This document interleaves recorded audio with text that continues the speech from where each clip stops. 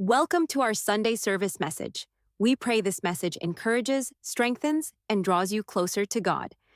Thank you for tuning in today. If you would like to continue hearing these sermons, please like and subscribe to our channel to be alerted when new sermons are posted.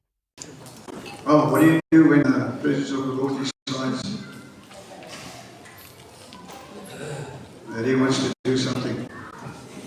Not much you can do about it. You just have to go with the flow. And so I'm well aware of the fact that time is gone. And I'm well aware of the fact that we're still going to go to the table. And so I'm going to shorten my sermon as best I can this morning. But I think it is appropriate that I share what I have to share because it's in line with what I have been speaking about. And I've been speaking about identity and the identity crisis we have as a church because the church doesn't really know who they are. And we need to know our identity. It's bad enough that the world outside struggles with their own identity. You have males that want to be females, and you have females that want to be males. And it's just a crazy world out there. And somehow this identity crisis has entered the church as well, because we don't really know who we are. And so last week I ministered around that, and we discovered that according to Scripture, we don't have to die to self. We do not have to die to self. Because Paul says, we have already been crucified with Christ. Which means you're dead. Your old self is dead. And the life we now live, we live according to the Lord Jesus Christ. That's as simple as that. So we need to understand who we are so that we can live the life that God wants us to live. And it's all about life, it's not about death. And so this thing about die to self entered the church somewhere along the line, and we latched onto it, and so we became very, very legalistic in our approach to Christianity. And that's not what it's about. Christianity is all about life, and life in all its fullness. And I told you it's not about eternal life, it's not about everlasting life, it's about abundant life. You start to live it from the day you came to know Jesus as your Savior. From the day that you were born again, you inherited, you got abundant life, which will lead on to eternal life. Abundant life starts this side of the grave. So this morning I want to minister on the righteousness of God. And the scripture verse, and it's a scripture verse that I've told you before, it's something that I struggle with. It's found in 2 Corinthians chapter 5 and verse 21. If you have your Bibles, I'm going to suggest that you turn there on your mobile phone, turn there as well, because I'm going to jump in around. There's two other verses that I want to include in my sermon this morning. But this verse of scripture is something that I really struggle with. It's Paul writing to the church at Corinth, and he says this: God made him, talking about Jesus, God made him who had no sin. In other words, Jesus was sinless. He had no sin. God made him who had no sin to be sin for us. That's the part that I struggle with. How is it that God would choose to take his Son, who was sinless, pure, innocent? You can put the adjective in there that you want to. But he was sinless. How is it that God would make him to become sin for us? So that in him, that's in Jesus, we might become the righteousness of God. That's the other part of this scripture that I struggle with. Firstly, I struggle with the fact that God made his Son Jesus, the sinless one, to become sin for me. I mean, that's just think about that. That's horrific, if you think about it. And then, because he did that, you get, every born-again believer gets to become the righteousness of God in Christ Jesus. That word, righteous, I don't know about you, but I struggle with that word. Because that word for me speaks about someone or something that is pure. Anybody think like that? Someone that is innocent, someone that is blameless, someone that is guiltless, someone who is morally correct, just in everything that they do. They conform to a divine law. They do what is right in the sight of God.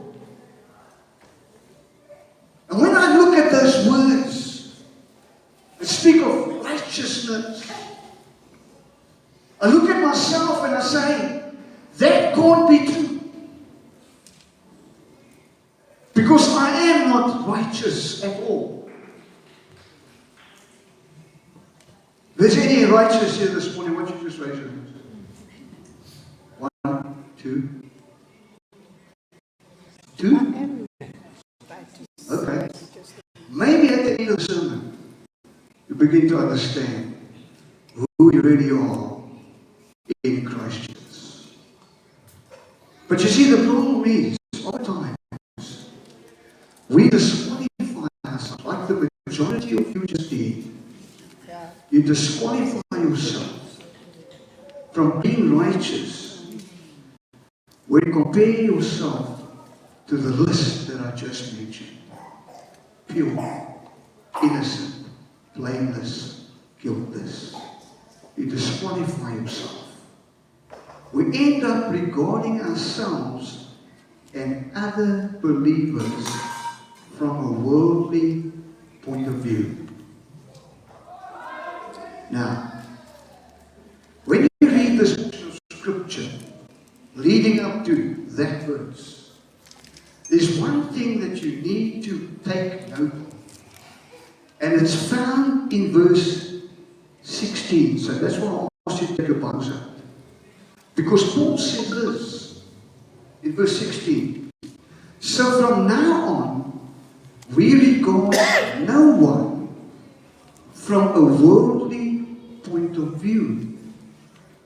Though we once regarded Christ in this way, we do so no longer.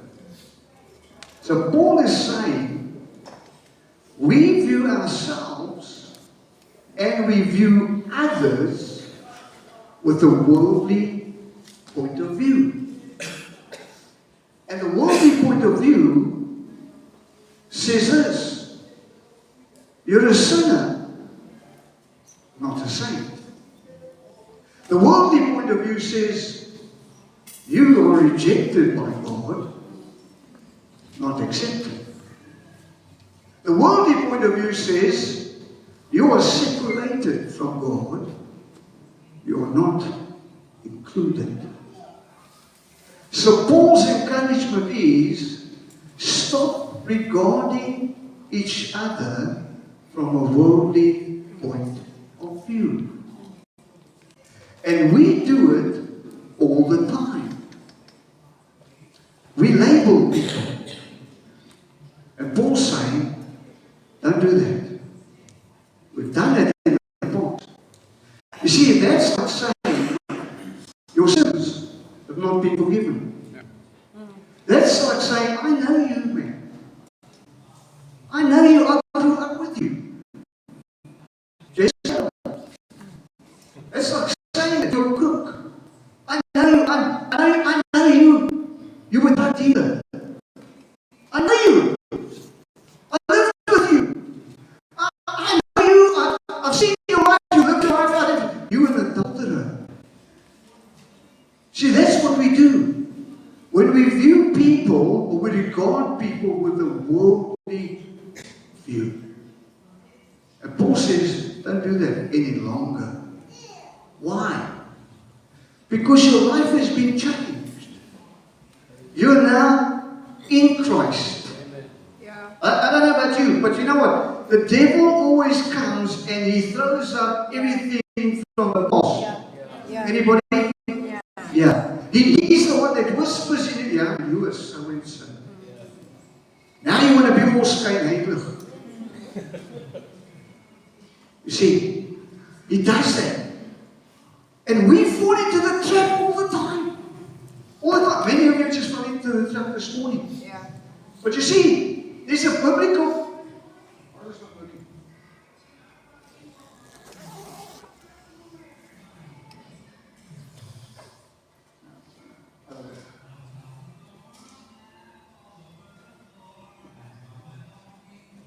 There's a biblical point of view, not a worldly point of view.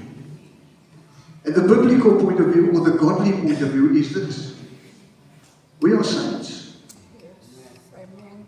Thank you. Because of what the Lord Jesus Christ did, we are saints. We are no longer sinners.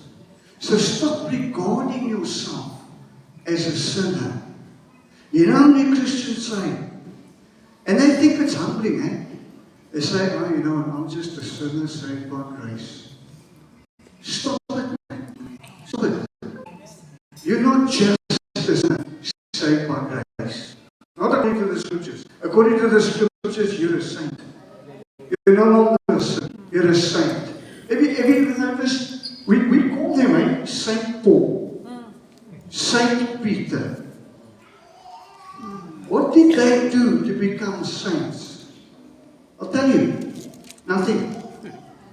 Nothing. Because it's all based on what he did. Yeah.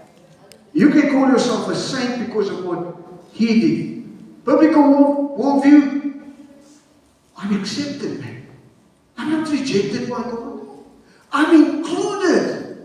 I'm not separated from, I was at one stage, but because of what Jesus did on the cross, he brought me into Christ. And so I find myself in Christ. I am the righteousness of God in Christ. Because I am in Christ, that's what qualifies me to say I am the righteousness of God. So we got those two different points of view. Isaiah 64 verse 6 says this: all our righteousness are as filthy rags. So we can't depend on our righteousness. It's going to get us nowhere. Got to depend on His righteousness.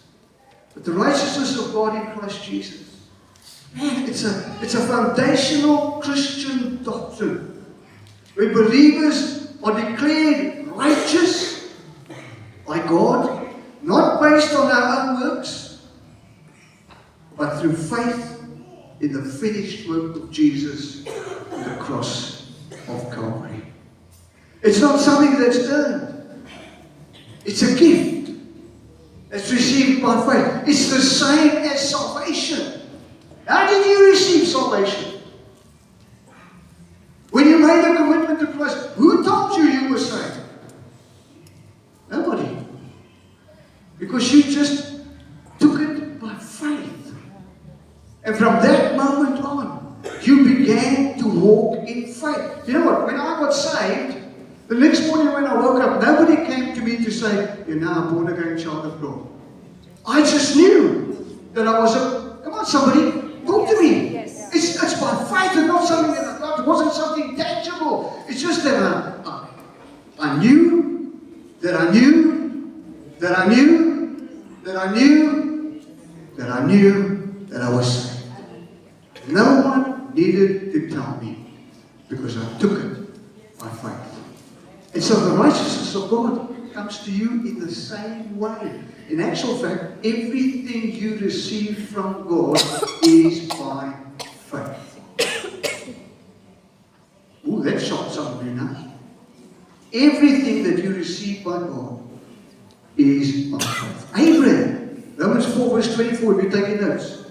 It says this: Abraham's faith was credited to him as righteousness. What did Abraham do to get righteousness?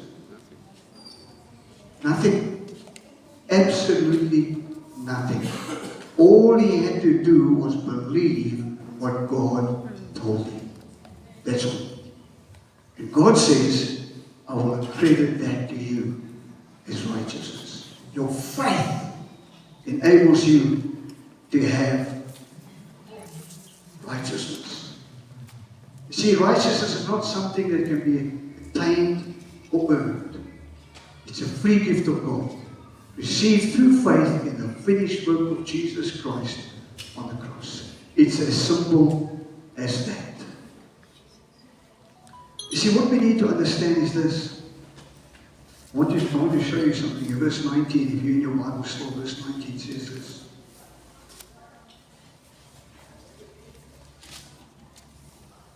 It says this, verse 19, that God was reconciling the world to himself in Christ, not counting men's sins against them.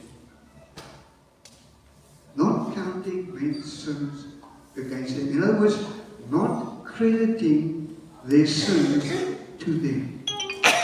You see, what you need to understand was, at the cross, there was an exchange that took place.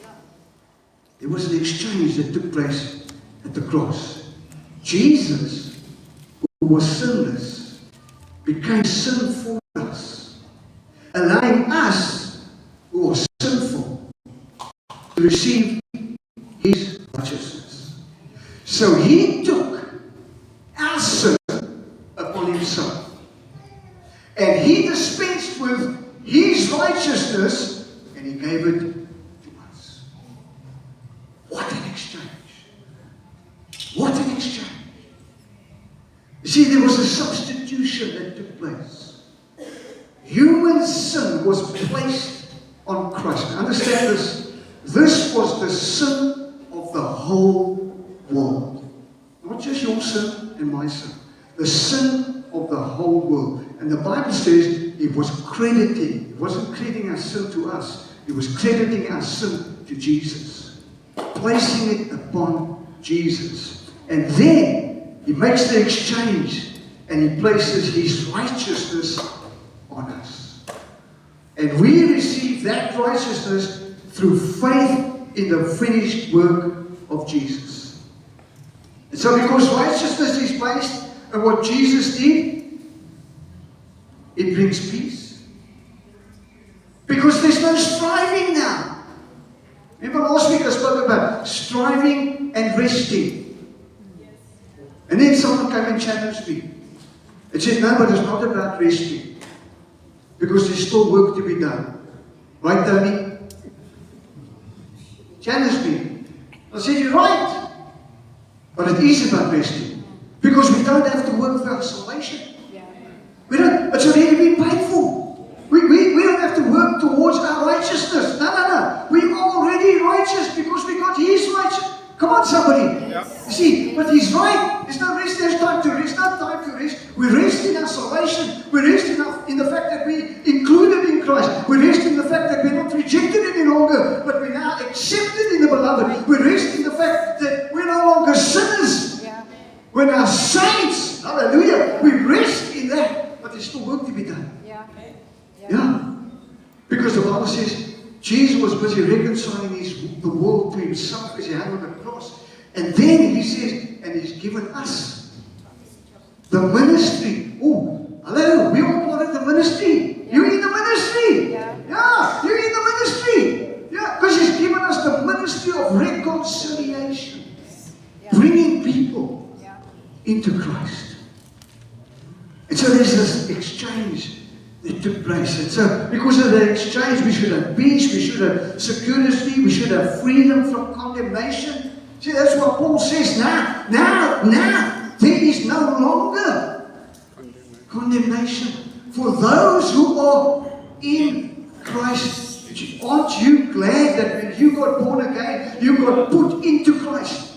Yeah. Aren't you glad that not only are you put into Christ, but Christ is in you? Wow, we get a double portion as believers. And so that fact that the righteousness of God, or we are the righteousness of God, should impact us, should change our view of ourselves and others, leading to a life of victory, stability, and peace of mind. See, it allows us as believers to have a direct, close relationship with God, resting in our identity in Christ. And your identity in Christ is this: I am the righteousness of God in Christ Jesus. You know what? Just nudge your neighbor and tell him, I'm the righteousness of God. Come on. I'm the righteousness of God in Christ Jesus. I am the righteousness of God. Come on, put some emphasis on it, man. I am the righteousness of God in Christ Jesus. Because that's who you are. That's your real identity, man. Stop scrabbling around here. I'm a sinner saved by grace, and I'm struggling, and I have this problem that I have to deal with, and this is the sin that persists me. No, give it up now. Give it up. Come on. You're the righteousness of God. You know, it's about why we took God's word for what it is. Yeah. It's truth, man. It's truth. Yeah. And the truth, the Bible says, will do what? Set you free. Oh, man, set you free. You walk in freedom, man. And that's what I want. You see, the word righteousness. Yeah, the word righteousness literally means in right standing. And I had to learn this thing. Because I don't like that word righteousness. Because it makes me feel all guilty. Because I fall short. And I do. And the Bible tells us that we do. But you know what? Because we're in Christ, we no longer fall short. Hello, somebody. We no longer. See, it means in right standing. We have been put into right standing with God because of the finished work of Jesus Christ on the cross. We are in right standing with God. And when a man accepts Jesus, he's moved into a position of new birth. That's what Paul says. All those that are in Christ are a new creation. That actually means a new species. A new species that didn't exist before. So when the devil comes to you and says, oh, what you were so-and-so, and you do this, and you've done that, and I've watched you, and I've seen you do, remind him. No. I gave my life to Christ, and according to the Bible, I am a new creation. I do no longer identify with that fella over there. I now identify with this new fella who is now the righteousness of God in Christ Jesus. Oh, man. You see, one of the benefits that we have of being the righteousness of God is that we become joint heirs with Jesus. Yeah. According to the Bible, we become joint heirs with Jesus. And because we are joint heirs with Jesus, that means that we have certain privileges. We have certain rights. We have certain freedoms that we have to that we have as children of God because we are in right standing with God. Because He put us into right standing with God the Father, we have certain privileges, we have certain rights, we have certain freedoms. Let me put it to you this way. As a South African citizen, you have certain rights. And it is confined or defined, whichever word you want to use, in the Constitution. And it's called the Bill of Rights. So you have rights as a law-abiding South African citizen. So if something goes wrong, you can appeal to the Constitution and the Bill of Rights. And you can say, you cannot treat me like this according to the Constitution and the Bill of Rights. So we have certain rights as South Africans. The same is true with God. As a believer, you are a citizen of the kingdom of God. And you have a right to everything in the kingdom. Jesus said this to his disciples. Your Father has been pleased to give you the kingdom. Wow. Please the Father to give his children the kingdom. It's found in Luke chapter 12. If you want the verse, Luke chapter 12, verse 32. In Romans 5, verse 17, Paul elaborates a little bit and he says this: that those who have received the free gift of righteousness should reign in life. He's not talking about reigning in eternal life. He's talking about reigning now, in this life. And we can reign because of the privileges that we have as children of God. He goes even further in Galatians chapter 4, 1 to 2. He says, even though the heir might be a child, he is nevertheless a king and has the authority to rule. So you and I have authority on this earth, in this life, to rule in the kingdom of God. We don't take up our authority. You know why? We have an identity crisis. We don't know who we are. We need to echo these words of Paul. I am the righteousness of God in Christ Jesus. Ephesians chapter 6 verse 14, I end with this one. Paul writing to the church at Ephesus, and he's encouraging them about putting on the armor of God. And one of the pieces of armor is this thing called the breastplate. Sorry? Of righteousness. The breastplate of righteousness. And the reason why he said put on the armor of God, the full armor of God, is because of the attack of the evil one. Yes? Now, when you put on that breastplate of righteousness, when you confront the devil, why don't we rather say, I have the breastplate of right standing with God? Because I think that will scare the living daylights out of the devil. When he knows he's coming up against someone who is in right standing with God. Because someone who is in right standing with God will have the full backing of God himself. Oh, so what's it going to take to regard ourselves from a biblical point of view as opposed to a worldly point of view? I'll tell you, do not conform. Do not conform. Notice what it says. Any longer. Which means, before you came to know Jesus as your Savior, you were conforming to the pattern of this world. Yes? Some things need to be undone. You see why you struggle with things from the past. When you come into your new life, you struggle with those things. You know why? You're still conforming. You're still identifying with this side of your life, instead of identifying with that side of your life. He says, do not conform any longer, which means you were doing it, to the pattern of this world, but be transformed by the renewing of your mind. Be transformed by the renewing of your mind. I want to tell you this. The best way that you can renew your mind is read the scriptures that speak about who you are in Christ Jesus. And you will find that in all of Paul's writings.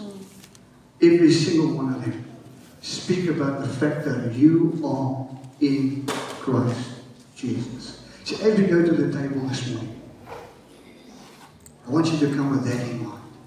Don't come to this table asking God for forgiveness. You've been forgiven. It's a done deal. Told you this last week. But if you messed up, it's not a case of repenting again. Repentance is once off. It's a case of confessing. God, I messed up. I messed up again. Bring me in alignment with who you say I I am. And I am the righteousness of God in Christ Jesus. Great